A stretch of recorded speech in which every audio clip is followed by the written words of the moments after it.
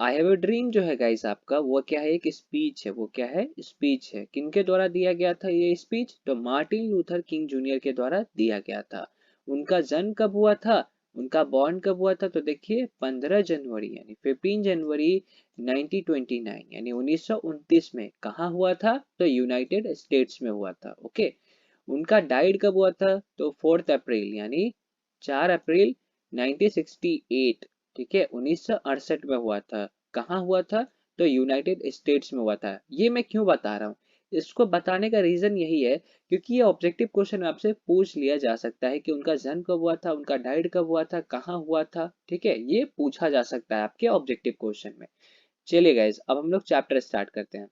Chapter को ध्यान से समझिएगा। ठीक है, देखिए यहाँ पे क्या कहा जा रहा है। मैं कलर को थोड़ा सा चेंज कर लेता हूँ, रेड कर लेता हूँ। चलिए क्या कहा जा रहा है, देखिए I have a dream is a speech. ये क्या है, स्पीच। जैसा कि मैंने आपको बताया ये क्या है, आपका स्पीच है। ठीक है, डिलीवर्ड बाय, किनके द्वारा डिलीवर किया गया था? तो मार्टिन लूथर किंग जूनियर के द्वारा।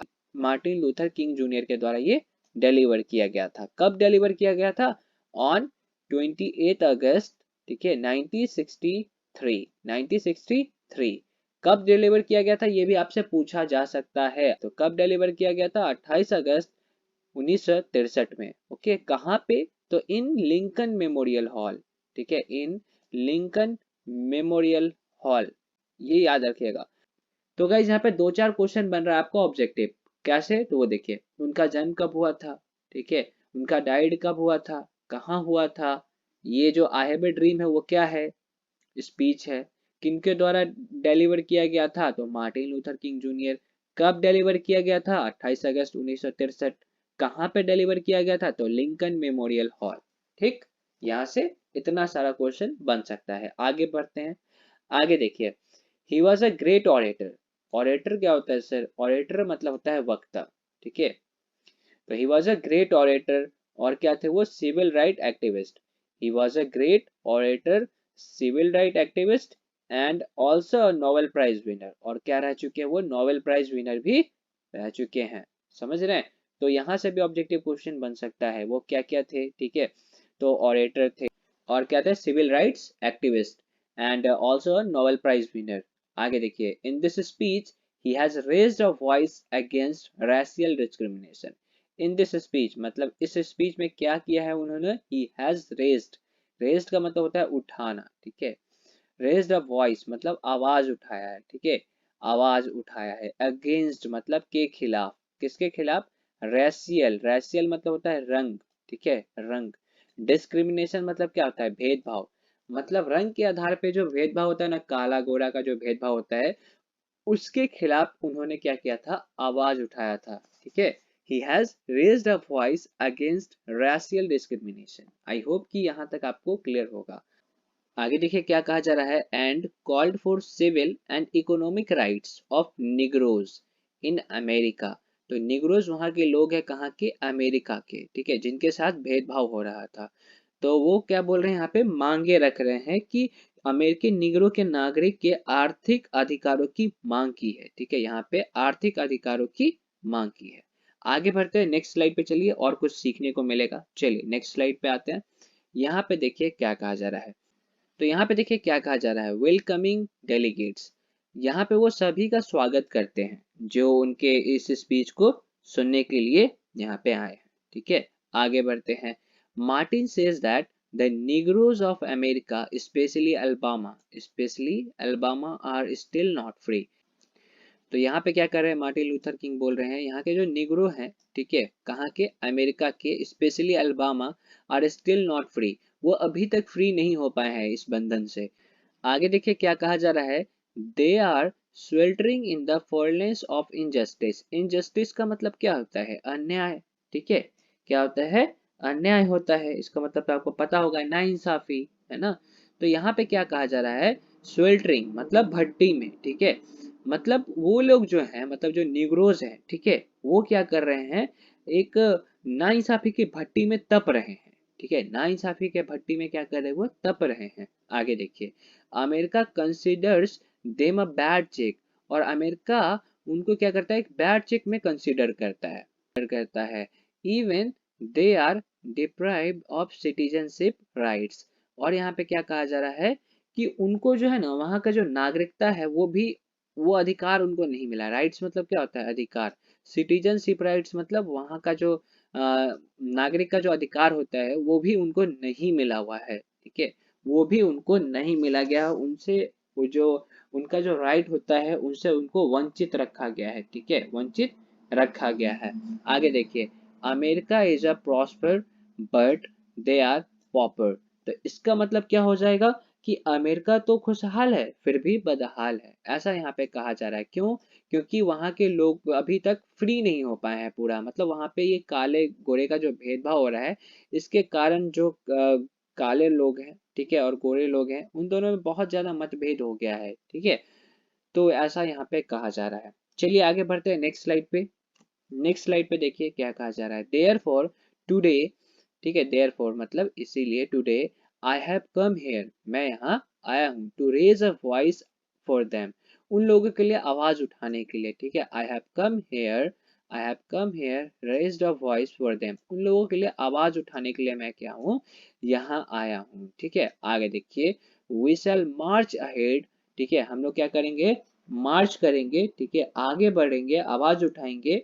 ठीक है, and we won't sit back, और हम लोग वापस पीछे नहीं हटेंगे। ठीक है, हम लोग पीछे नहीं हटेंगे till they get the rights parallel two bytes, जब तक हम लोगों को पैरेलल राइट नहीं मिलेगा, मतलब मतलब गोरे के बराबर हम लोगों को राइट नहीं मिल जाएगा। ठीक है, उन लोगों को जब तक गोरे के बराबर का राइट नहीं मिल जाएगा, यानी अधिकार नहीं मिल जाएगा, तब तक हम लोग पीछे नहीं हटेंगे। समझ रहे हैं? आगे देखिए, until the justice rolls down like water, जब तक जो जस्टिस है यानी न्याय है, जब तक जो न्याय है वो वाटर के तरह नहीं होगा, मतलब वाटर कैसा होता है, पारदर्शी होता है, आर पार देख पाते हैं उसको, है ना, उसके जैसा ट्रांसपेरेंट नहीं होगा, तब तक हम लोग पीछे नहीं हटेंगे। ठीक है, जब तक हम लोगों को मतलब जस्टिस नहीं मिलेगा, न्याय नहीं मिलेगा, कैसा, लाइक वाटर, मतलब वाटर की तरह जब तक हम लोगों को राइट नहीं मिलेगा, तब तक हम लोग पीछे नहीं हटेंगे। And they get a room in a hotel in the towns, और हम लोगों को रूम भी मिलना चाहिए।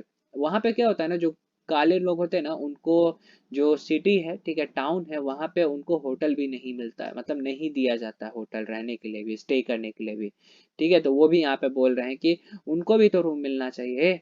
ठीक है, यहाँ पे ऐसा बोला जा रहा है। And request you to come ahead for them, और आप लोगों से मैं क्या करता हूँ, अनुरोध करता हूँ कि आप लोग भी उनके लिए आइए। ठीक है, उन लोगों के लिए आगे बढ़िए। ठीक है, come ahead for them because all of our destiny is tied together, और हम क्योंकि, क्यों ऐसा बोले, वो सबको आना चाहिए मदद के लिए, क्योंकि बिकॉज, क्योंकि all of our destiny is tied together. Tied मतलब होता है, टाइड मतलब क्या होता है, बंधा हुआ है। ठीक है, टुगेदर मतलब एक साथ। हम लोगों का जो डेस्टिनी है, ठीक है, हम लोगों का जो किस्मत का जो लकीर है, ठीक है, वो सबका एक है। ठीक है, आज आप किसी के लिए आवाज नहीं उठाएगा तो कल आपके लिए भी कोई आवाज नहीं उठाएगा, तो ऐसा बात होता है। समझ रहे हैं? तो चलिए नेक्स्ट स्लाइड पे चलते हैं। यहाँ पे देखिए क्या कहा जा रहा है, इन स्पीड ऑफ फ्रस्ट्रेशन, ठीक है, in speed of frustration Martin has a dream, he dreams that the son of slaves, slave मतलब होता है नौकर, ठीक है, slaves children मतलब नौकर का जो बच्चा होता है, ठीक है, and the son of their masters, ठीक है, उनके मालिक का जो बच्चा होता है, masters will be sitting on the table of brotherhood together। तो इन सारे का मतलब क्या है, यहाँ से लेकर के यहाँ तक का मतलब क्या है, मार्टिन का एक ड्रीम है। ठीक है, मार्टिन का क्या है, एक ड्रीम है। ही ड्रीम्स, उनका सपना क्या है, देखिए, the son of slave children मतलब जो नौकर का जो बच्चा होता है वो, the son of their master will be sitting on the table of brotherhood together, और वो ऐसा बोलते हैं, ऐसा उनका सपना है। ठीक है, उनका ऐसा सपना है कि जो गुलाम के जो बच्चे हैं, ठीक है, जो नौकर के जो बच्चे हैं, ठीक है, और उनके मालिक के जो बच्चे हैं, भाईचारे की के टेबल पर एक साथ बैठे होंगे। ठीक है, वो एक साथ रहें, तो भाईचारा वाला यहाँ पे फीलिंग रखना चाहिए दोनों बच्चे को एक दूसरे के प्रति। ठीक है, ये नहीं देखना चाहिए कि वो नौकर का बच्चा है या फिर ये मालिक का बच्चा है, ऐसा कुछ, समझ रहे हैं, ये भेदभाव नहीं होना चाहिए, ऐसा यहाँ पे वो सपना देखते हैं। ठीक है, उनका सपना है ये। ठीक है, आगे देखिए, he dreams that his children would be identified because of their character, not of their skin color।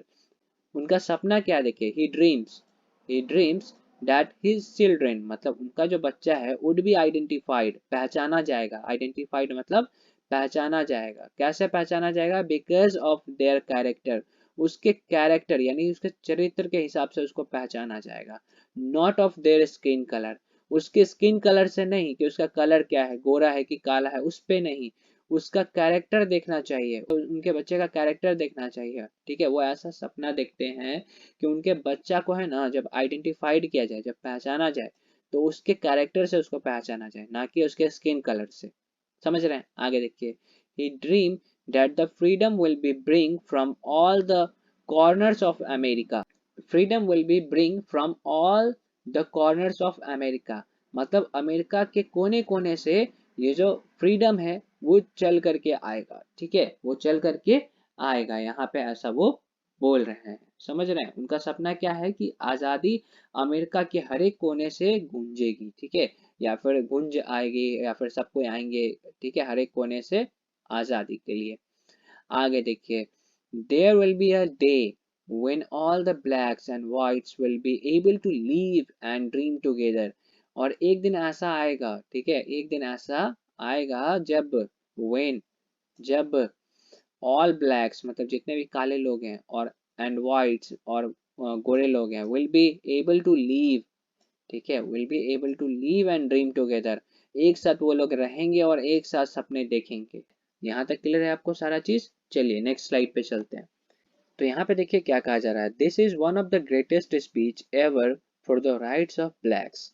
तो यहाँ पे क्या कहा जा रहा है, ये ग्रेटेस्ट स्पीच रहा, ठीक है, अब तक का जितना भी स्पीच दिया गया था ना, उनमें से बेस्ट जो स्पीच होते हैं उनमें से ये एक है, उनमें से क्या है, ये एक है।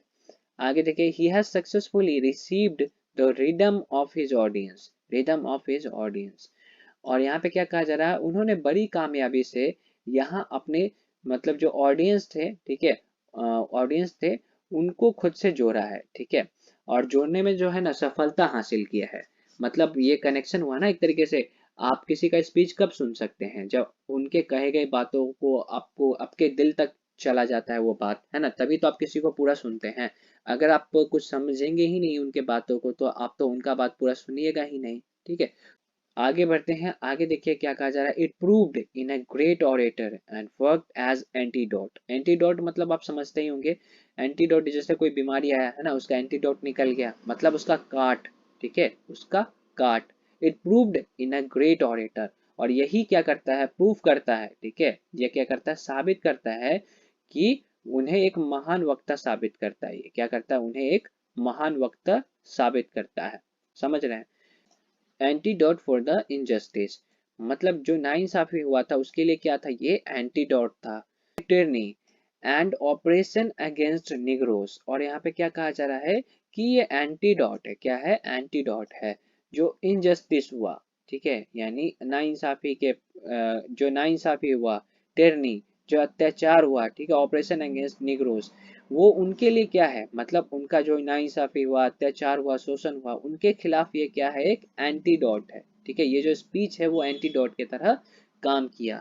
तो यही यहाँ पे कहा जा रहा था। आई होप सो कि आप लोगों को जो इसका समरी है वो अच्छे से समझ में आ गया होगा। अगर समझ में आ गया है तो वीडियो को करना है लाइक, और चैनल पर पहली बार आए तो चैनल को सब्सक्राइब कर लीजिए। उनके द्वारा कहा गया एक इम्पोर्टेंट लाइन है, मैं आपको बताना चाहूंगा, बहुत अच्छा लाइन है, बहुत आपको कुछ सीखने को मिलेगा इस लाइन के द्वारा, ठीक है। देखिए क्या कहा गया था मार्टिन लूथर किंग जूनियर के द्वारा, ये स्पीच में नहीं, ये अलग से मैंने लिया है, ठीक है। देखिए, darkness can not drive out darkness, मतलब डार्कनेस मतलब क्या होता है, अंधकार, डार्कनेस मतलब अंधकार, अंधकार को अंधकार कभी खत्म नहीं कर सकता है, ठीक है, only light can do that, सिर्फ प्रकाश ही उसको खत्म कर सकता है, सिर्फ प्रकाश ही उसको खत्म कर सकता है, ठीक है। आगे देखिए, hate can not drive out hate, नफरत को नफरत से खत्म नहीं किया जा सकता है, only love can do that, सिर्फ प्यार से ही नफरत को खत्म किया जा सकता है। समझ रहे हैं, देख रहे हैं कितना डीप मीनिंग यहाँ पे दिया जा रहा है। समझ रहे, ये कौन कहा था, तो मार्टिन लूथर किंग जूनियर ने कहा था। आई होप सो कि आपको समझ में आ गया होगा।